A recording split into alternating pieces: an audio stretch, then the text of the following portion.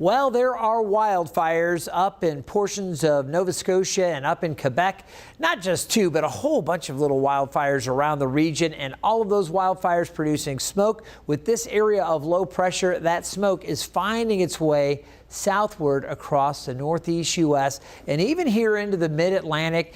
Before, there was some smoke finding its way back across the central U.S. It was a big story there a day or two ago. Now this smoke is working into our region here in the mid-Atlantic, and I want to talk to you about that. You'll notice the wind flow around that low pressure, again, bringing the smoke down from the north. You can see back up in New York State around midday on Tuesday, lots of smoke there. They have code red air quality. That is a problem, and folks up there have to limit their outdoor activities, their exercise. Maybe if they work outside, they need to take more frequent breaks with that poor air quality. For northern parts of Virginia over to Maryland's eastern shore, we have code orange, and we're starting to see again the air quality come down there as this smoke continues to work to the south. So what happens next? Well, I think at times our air quality will get a little worse and it'll get a little better, kind of give and take over the next few days.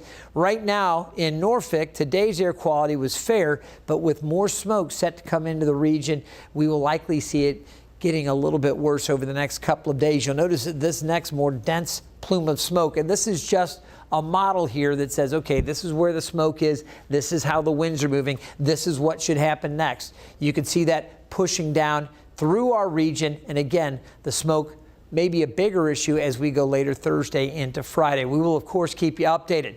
Now, what we're going to see with that increase, you may see some slightly more vivid sunsets and sunrises where you have some of that smoke. Sometimes that can play with the sun and the colors of the sun a little bit, but it can also kind of dampen the sun. So depending on how thick it is, keep an eye to your sunsets and sunrises over the next couple of days. Of course, the greater concern for health. If air quality gets worse, some may need to limit their outdoor activity over the coming days. My advice, stay tuned and we'll keep you updated.